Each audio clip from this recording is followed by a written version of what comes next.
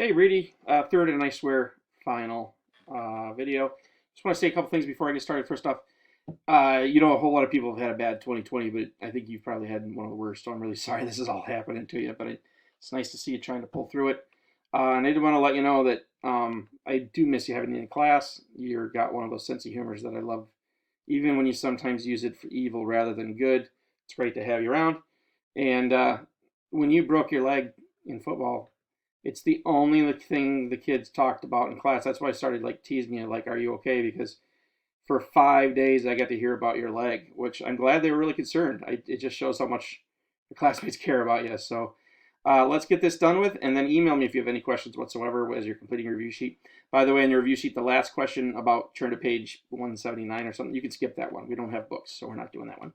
Anyway, we were last talking about Benedict Arnold, and he's a traitor, in case you don't forget, in case you don't remember. Traitor, Benedict Arnold, traitor. He tries to give up West Point. Great Britain doesn't trust him, so they put him on a tiny job. And obviously, if Great Britain won the war, he could have stuck around in America. But America won the war, so he was not welcome here. He ends up moving back to Great Britain and dying in relative obscurity.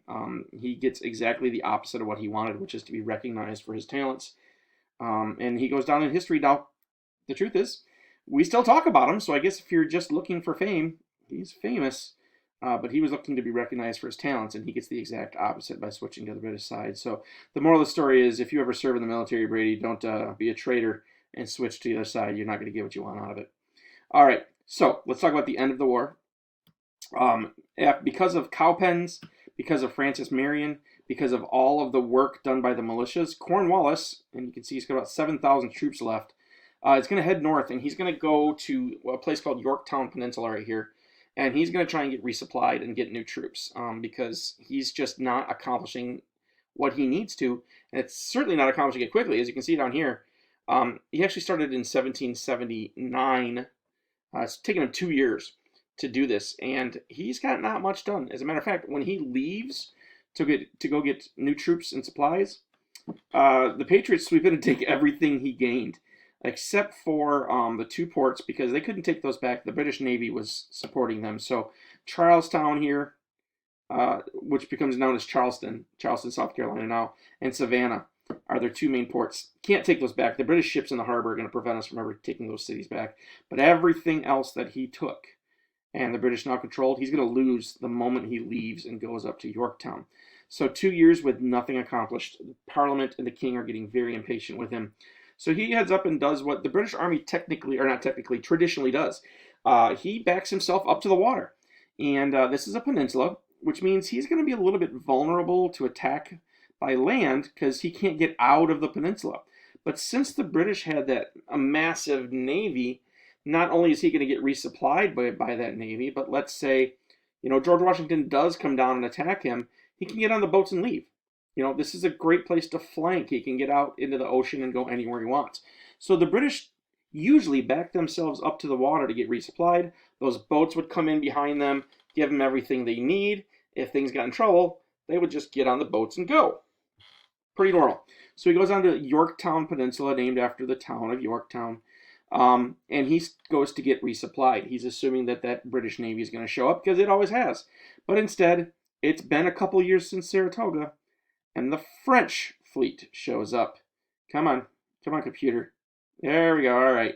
The French Navy shows up, and all of a sudden, Cornwallis goes from being safe and resupplied to in real danger, because now he can't get to the ocean. The French are attacking him, and his only way out is through here. So he's got to get out quickly. Well, unfortunately for Cornwallis, and fortunately for the United States of America, George Washington comes sweeping down from his area in New York and blocks him off. If you guys remember, or if you remember, George Washington's 2 main talents as a general, as leadership, like the people loved him and would do anything for him. And he was extremely good at escaping and keeping his army alive. So he knew all the escape routes. He comes sweeping in, blocks off all of the escape routes. It's not just him, because it's been years since Saratoga. He's got the French with him. Marquis de Lafayette's with him. He now has a bigger army than Cornwallis. Cornwallis tries to get out of that peninsula.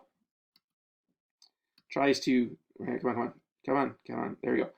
Tries to get out up here and George Washington has all of the places cut off. So Cornwallis knows that the British cannot afford to lose yet another army. He spends 3 weeks trying to fight his way out, trying to earn a way out to get out, and he can't.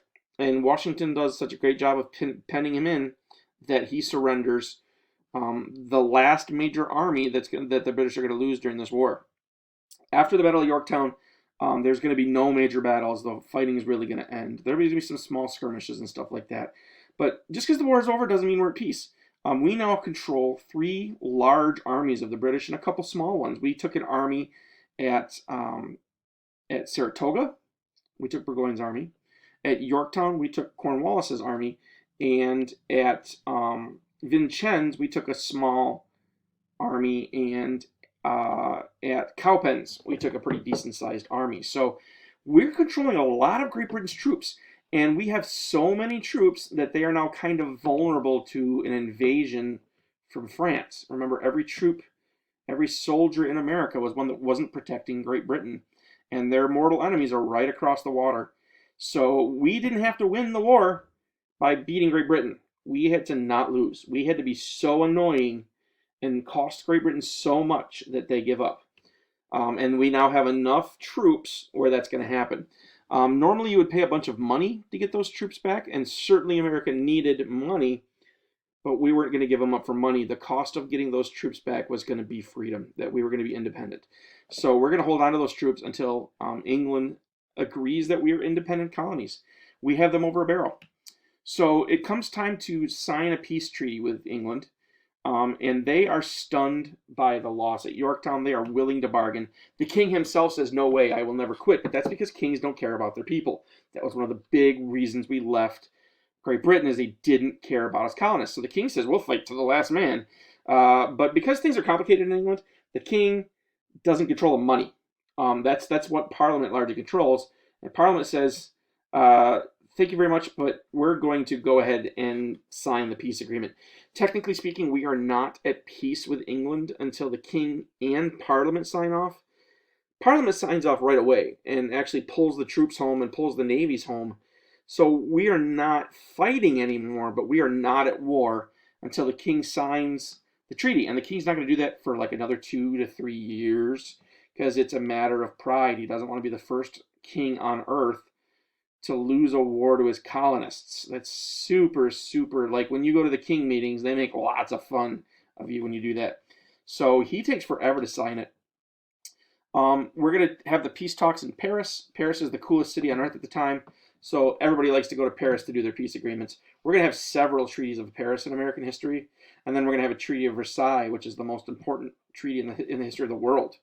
And that's going to be signed in Versailles, which is a suburb of Paris. So France is the place to go to sign treaties.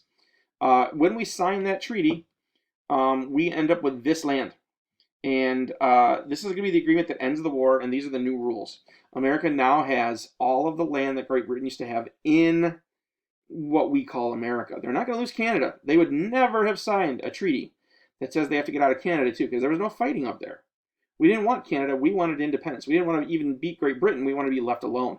So they're going to keep Canada.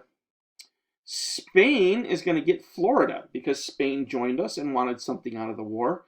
They're going to get Florida from Great Britain. Remember, Florida was kind of like Great Britain and Spain both claimed it, and they were fighting over it diplomatically, not in a war. And then, of course, Spain controls everything west of the Mississippi. So this is what our new country looks like. And the thing that makes this interesting, as you probably saw in the video if you've already watched it, is we don't really control this land. The Native Americans do. And every state considers themselves a nation now. And all of them claim that this land is theirs. So we're going to have some problems coming up from this. But here's the new boundary of the United States. Atlantic Ocean on the east. Ta-da! That hasn't changed. That's always been the eastern boundary. Canada in the north. And the boundary of Canada back then is very similar to the boundary now. Eventually we're going to add Maine to the Union, but that becomes part of America's territory. Out west, we're going to have a little bit of an argument over what's Canada and what's America once we get the Louisiana Purchase. But really, the boundaries are very similar to what they are now between America and Canada. Mississippi River, there you go. West of the Mississippi is now Spanish territory. or it continues to be Spanish territory. The French shortly from now are going to buy it from the Spanish, and then the French are going to sell it to us. So we're going to actually buy this land from them eventually. And then to the south, we've got Florida. Florida will be given to America in a peace agreement later on. So we're going to get that a little bit later. It's not going to be very long either. So these are the new boundaries of the United States of America. The other two things that happen is everything else you need to know is in the video that we posted yesterday. So if you need anything else, please email me. And have a good one, Brady. Sorry the luck's been terrible this year, but can only go up from here, right? And, you know, we started a new year in about 2 months, so good news.